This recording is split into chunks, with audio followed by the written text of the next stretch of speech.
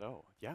But so I says to the guy, Yeah. sure, Yeah. but that's not my dog. What, really? Oh, look. Hey, Kandyce. Hello, Mark. Hello, Tom. So good to see you guys face to face again. It's amazing. We just finished up the last few classes before the community meeting. Yeah, we were just backstage signing some autographs. People really like the version 4 transition training. They do. Oh, Kandyce, what have you been up to? Well, I've been busy reading all of the stakeholder questions we've been receiving about PCI DSS version 4 since it came out in March. I bet you got some good questions. You know, I really did. But there are some common topics that keep coming up again and again. I love stakeholders and I love questions. I bet I can guess what the top questions were. You think you can? Yeah. Okay, wait a minute, because I want in on this. But before we get started, can we put that game board up on our screens?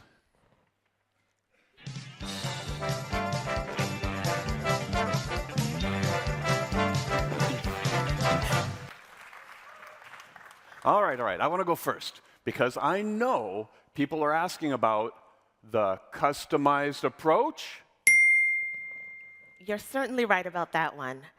We've had plenty of questions. One large retailer asked, does the customized approach replace compensating controls? Ah, yes, I can see how they think that, because they are both methods of validating a requirement. But no, the customized approach doesn't replace compensating controls. In fact, they can both be a part of a version 4 assessment. Yeah, and technically, compensating controls are an option within the defined approach and are to be used if an entity is unable to meet the requirement as stated. Right. So if you're an organization and you can't meet a requirement because of a restriction, like a technical or business restriction, then you would use a compensating control.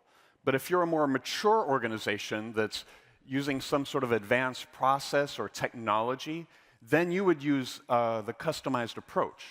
Yeah, using the customized approach, organizations choose to meet the objective rather than the defined requirement. In fact, entities can use the defined approach and the customized approach in the same requirement. Now that's flexibility. But maybe a little complicated? Well, if you want to know more about the customized approach, we do currently have 2 blog posts available on our website on this very topic. As well, there is a talk tomorrow separating the fact from the fiction. All right. Marc, you've had a guess. It's my turn now. I bet people have been asking about the new cryptography updates. Yes, and specifically with regards to sensitive authentication data. Entities want to know what's new about SAD handling in PCI DSS version 4. There is a new requirement that mandates that any SAD stored prior to authorization is encrypted. Ah, yeah, I don't know how new I consider that one, because it's always been the case in PCI DSS that you could store sensitive authentication data prior to authorization. Oh, yeah, but you're right. Now we're saying it explicitly, it has to be encrypted. SAD is also mentioned in a couple of other requirements now, like the one for minimizing data retention. Mm-hmm. But speaking of cryptography, you know what people should be talking about is hashing. Oh, come on, Marc. I checked this morning. Literally nobody is following your hashtag SAD security. People do not want security to be sad. I think you know what I mean. Because with version 4, if you're using hashing to protect your PAN, now you'll have to use a keyed hashing algorithm, which is very different. And I just suspect that a lot of organizations are going to have to reevaluate or maybe even rewrite some of their systems if they're using hashing to protect the PAN. All right, wait, you had a guess, I had a guess. Have you got another guess? Well, I don't know if it's new to version 4, but are assessors still asking about remote assessments? As a matter of fact, they are. And it does relate to PCI DSS version 4. There is a section now in the ROC to document remote assessment activities. And with all the recent travel restrictions and such, the Council's actually published remote assessment guidelines and procedures document that I'm sure all assessors are already familiar with. Is that the one that came out last year? Yeah, that's the one. It really gives insight into how to effectively manage assessments for all of our programs when the assessor is not able to be on site. So now in the ROC template, there's a section where the assessor documents those remote assessment activities. Right, that's the section where the assessor is just going to describe any remote work that was done and if it was done to the same level as an on-site assessment. Yeah, I think it's important to understand the sorts of things that can count as remote assessment activities. So, for example, if an assessor reviews documentation before they go on site, or perhaps if they conduct follow-up interviews after they go on site, now those are quite normal things from a version 3.1 assessment, but they count as remote testing activities, and they would have to be documented in the report on compliance. Yeah, think of it like this. Remote has to do with where the evidence is physically relative to the assessor. That is a good way of thinking about that. But if anyone has any questions or doubts about that, they should really check our FAQs, but also the upcoming talk about reporting, seismic change or mere ripple, changes to reporting for PCI DSS 4.0. Thinking about changes to the reporting template, I bet I know another topic that we get questions on. What about TRAs? Have you invented another three-letter acronym? Oh, sorry, Kandyce. TRA. Targeted risk analysis. That's much better. So we've had questions asking what a targeted risk analysis involves and when it has to be performed. And has this replaced the need in requirement 12 for an organization-wide risk assessment?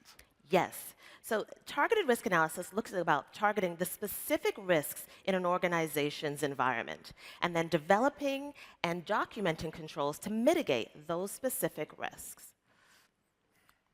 Hang on. Aren't there two types of TRA? I mean, aren't there two types of targeted risk analysis? Yes, Emma mentioned that just a minute ago in her talk. There's the two types. One, for when an organization needs to determine how often they need to perform some of their controls. For instance, how often they need to do the physical inspections of their payment terminals. But then the other type of TRA is part of the customized approach. Yeah, within the standard itself, we've been careful to explicitly require a targeted risk analysis to determine the frequency of an activity in the requirements that need one. If an entity would like to perform an activity more frequently than the requirement states, they can do so without a TRA. Ooh. What? What would I do? You just said TRA. No, I didn't say TRA. Yeah, you did. Are you gaslighting me?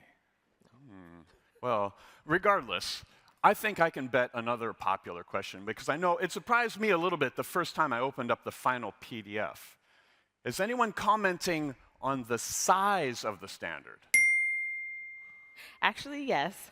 Our stakeholders want to know why PCI DSS version 4 is noticeably longer than PCI DSS 3.2.1. And yes, we did add a lot of new requirements, but the bulk of the length really comes from the new layout, more guidance added to the standard, as well as the addition of the customized approach objective. I hate to be that guy, but just imagine how much shorter it would have been if I'd been allowed to put in three-letter acronyms all over the place. But I guess maybe that would have impacted the readability. You know what I do like? I like the glossaries part of the standard now.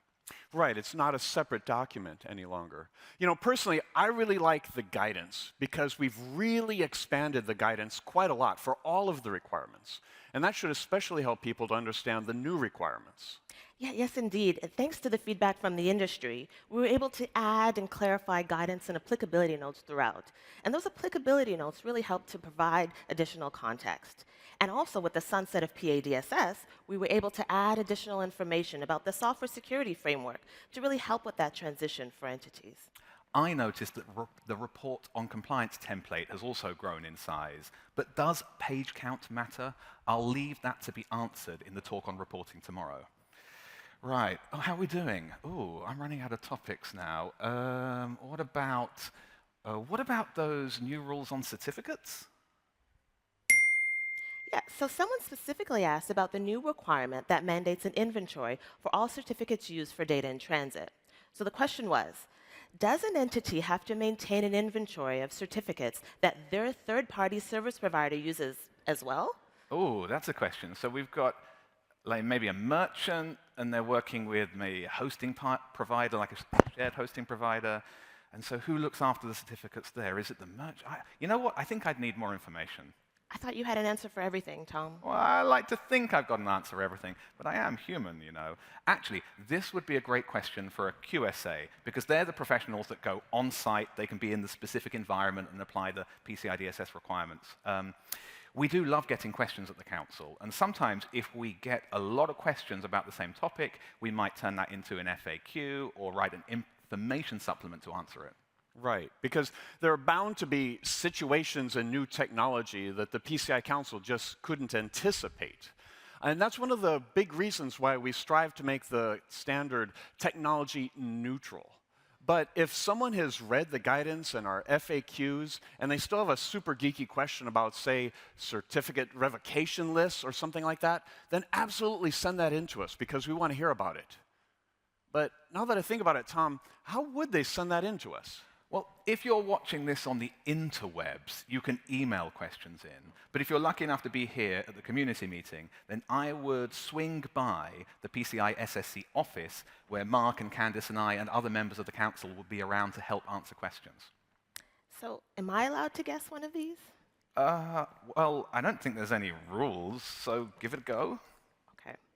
I bet service providers have questions about how PCI DSS version 4 affects them. Because there have been changes, like how the standard mentions service providers, but also third-party service providers. Are those the same thing? So the term third-party service provider, or TPSPs, is new in the standard, but it's just another kind of service provider, one that provides services to the entity being assessed. And as with previous versions of PCI DSS, there are requirements specific to service providers only, such as the new requirement that ensures that all service providers document and confirm their PCI DSS scope every 6 months, and if there's been a significant change in their environment.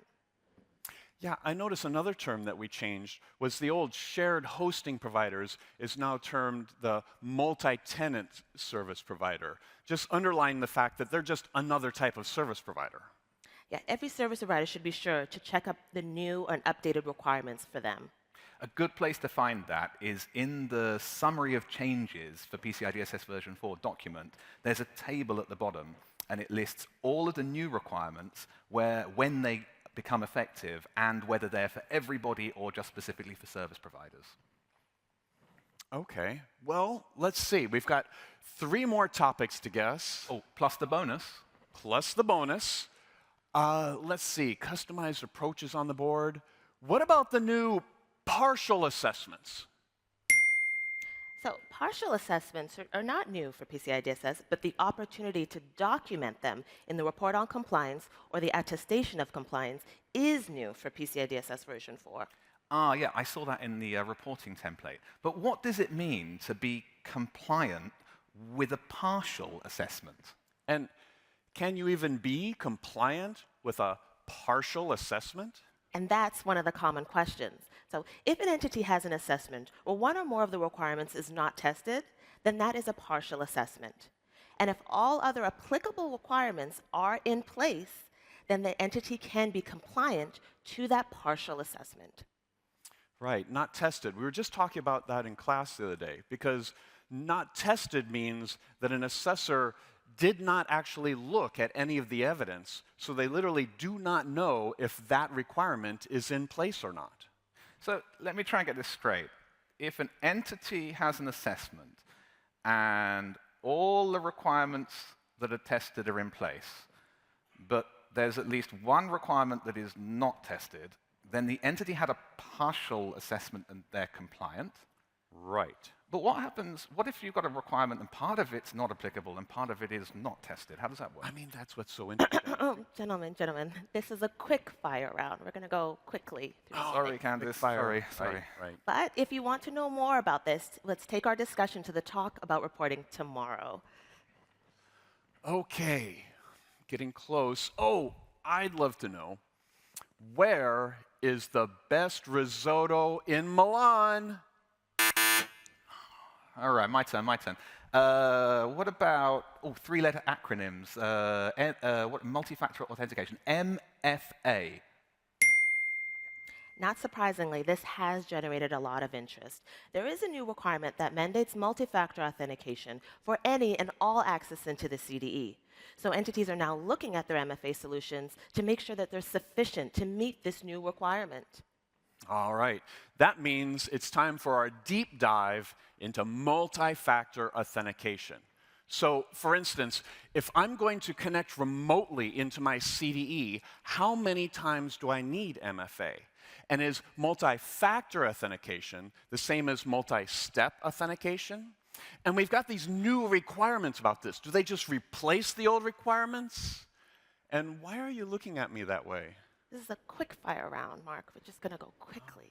Let's just say we've got a number of FAQs and an information supplement that help to answer those questions. Oh, and my go-to place for FAQs these days is the PCI SSC community app. Now, get this. It's a different app than the one for the community meeting, right? But it's available on all devices. So if you go to your app store or whatever it's called and search for PCI SSC, look for our logo and you can find the app. And it's got all the FAQs and documents in it, and that's what I use at the moment. All right. Oh, what about organizations that are doing self-assessments? They must be wondering if there have been changes to the SAQs. Certainly. Our stakeholders want to know about the changes to self-assessment questionnaires for PCI DSS version 4. And I will say, we went through an extensive exercise to make sure that every single requirement still meets their applicable SAQ. And where we did make changes, it was to ensure that these SAQs continue to meet the evolving security needs of the payments industry. Right, because now some SAQs have requirements that they did not have before, like how SAQ-A now includes controls to address online skimming. Yeah, and I'd like to point out that applicability notes have been added throughout the SAQs, and they're really there to help entities really contextualize each of the requirements during their own assessments. But more will be explored about the distinction between the different SAQs in the talk on reporting tomorrow. All right, let's check. I can see in these monitor things that we've got all 10, and I think we've got all 10 up here. But there's still a couple of minutes of this presentation. Is it time for the bonus? The bonus question, yes, the bonus. But hold on for a second, because I'd like to open this one up to the audience. Does anyone here have a guess? Go ahead and just shout it out. Wait, did I hear quick reference guide? What a great question. Is the new PCI DSS version 4 quick reference guide available now? I am pleased to say that they are available. Yes. The PDF can be found in our document library for ordering or downloading, but if you are here with us at the conference, come to our office or our booth to receive your very own printed copy. Nice, nice. All right. While stocks last. Okay, well, I think that about wraps up our quick fire round here about PCI DSS version 4. But if any of these topics have piqued your interest, I would really say that go ahead and check out the related documentation and also the additional talks here at the community meeting. So I want to use our time wisely, and we can either talk about that MFA topic from earlier, Or we can talk about the risotto. Yeah, absolutely. Yes.